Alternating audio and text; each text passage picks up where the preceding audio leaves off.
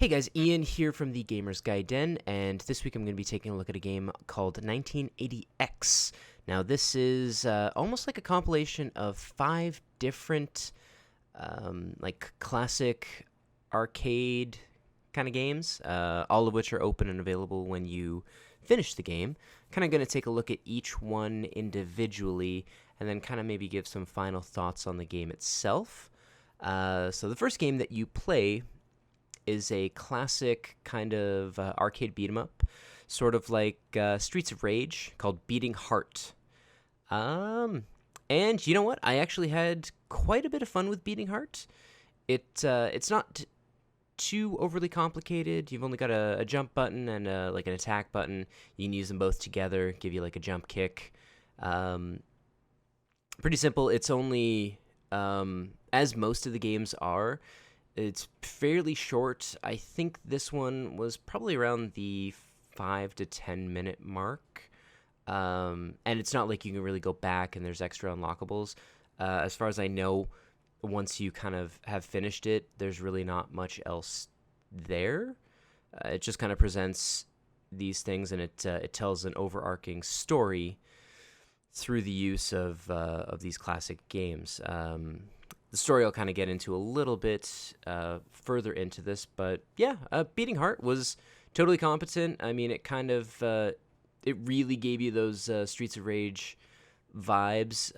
Being able to destroy elements of the environment to reveal items, whether it be like food to get some energy back, or a weapon, or just some extra cash, and then they just kind of throw different and bigger enemies at you, or bigger groups of enemies at you. So yeah, Beating Heart, it was fun. I wished it would have been a little bit longer. Kind of, it's going to be a running theme here, me hoping that each of these individual levels was a little bit longer than it was, but I mean, it all makes sense in the context of the game, and I'm not really going to fault them too much for that. So yeah, Beating Heart was fun. Second game that they throw at you is an arcade shooter called Out of the Void. This is a lot of R-type vibes. This was probably, it's gonna be hard to say. This might have been one of my favorites.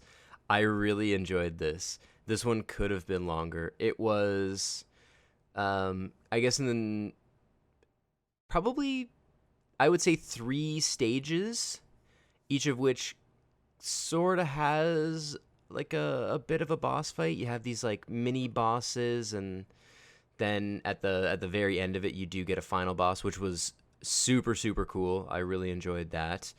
And the same kind of idea, you're just kind of flying, shooting, grabbing power-ups. The nice kind of bonus, or like an arcade version of something like this, if you died, you would have lost your power-ups, and in this, your power-ups stay with you.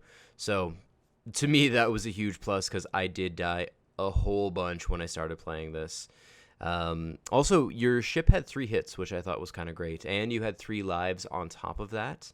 So a lot of great things. And once you figure out the patterns, it was still kind of challenging. I mean, in all fairness, I'm not great at arcade shooters, but I still had a whole lot of fun with it. It would be tied for my favorite, just because the other game I'm going to get into is I thought was a little bit more fun. But yeah, I mean, this had everything. This kind of scratched that itch. It really made me want to go play Zero Wing again.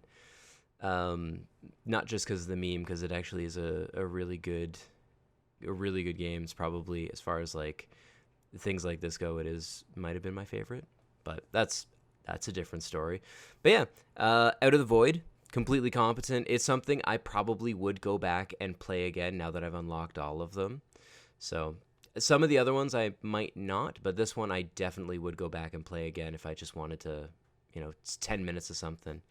And then we have The Runaway, which this is the other one. This is tied for my favorites out of this like collection of 5.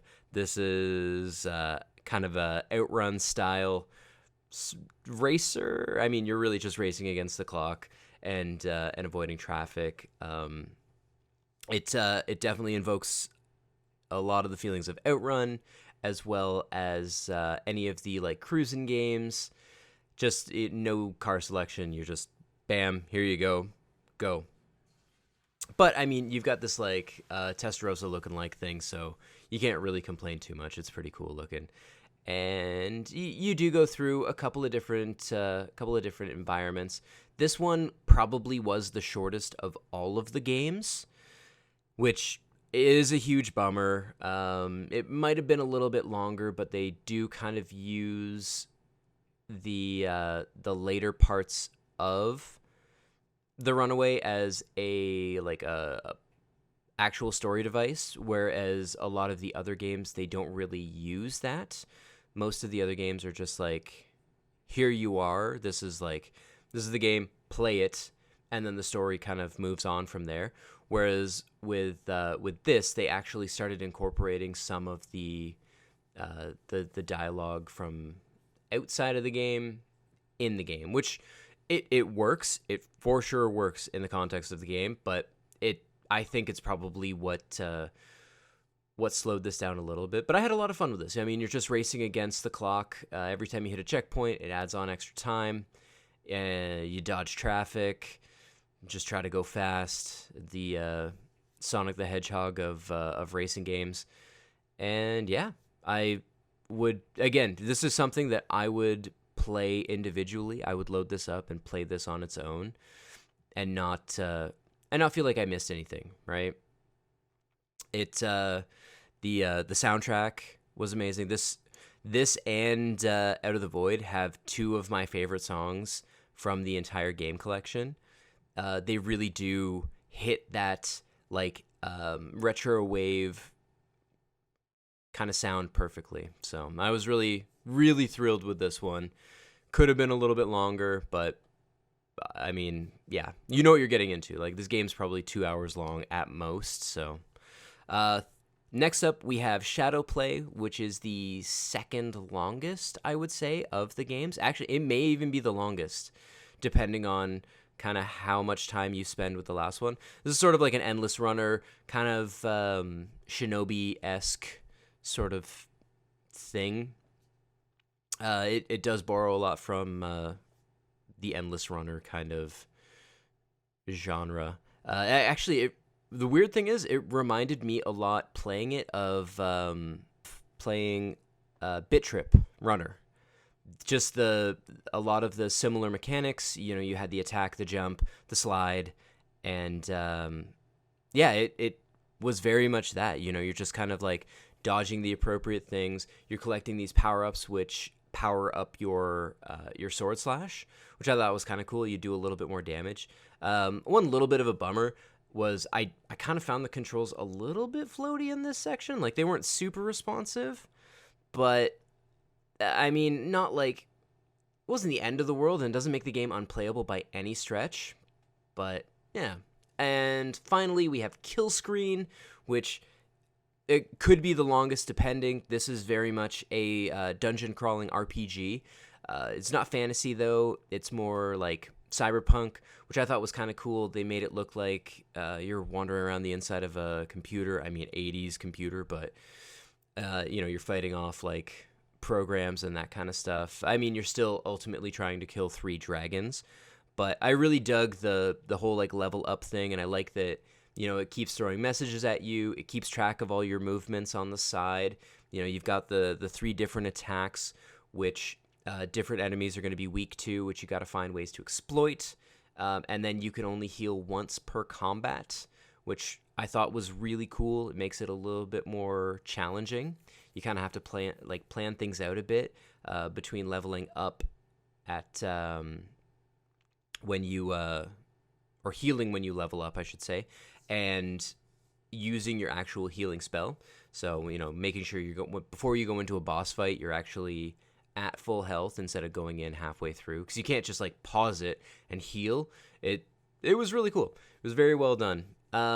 It probably isn't one that I would just go back and play on its own just for fun. I mean, I did play through it a couple of times, but it's not one that I don't know. I didn't love it as much as some of the other games. It was still good and it's still very competent for what it is, but yeah, this probably my least favorite of all of them.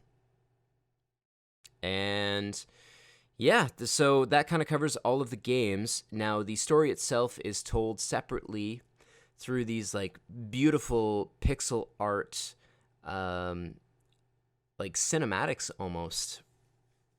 You know, they're not always like cinematic necessarily. Like sometimes it just has a little bit of movement through the picture. There's a voiceover as well as text on the screen, and really it's just a really cute kind of coming of age story. Borrows a lot of kind of ideas of identity from like the Breakfast Club, and there's some like a lot of references from old 80s like coming of age movies, and I thought it was really cute. You know, they don't really hammer you in the head with a story. They just kind of give you these little snippets of the kid's life and sort of how video games become a very important thing to the kid. So, I mean, it resonated with me because, you know, when I was younger, video games were a very important part of life for me. So, yeah, you know, you get these little cute bits in between that just kind of show how life-changing being able to experience something different in a digital format it can be for people. So yeah, this one is a definite play from me if you have access to it. I believe it's on everything, so you have no excuse not to. It's reasonably priced. Check it out, 1980X. It was a blast. Great gameplay, great music. Yeah. So thank you so much for watching, guys. And I will catch you in the next video.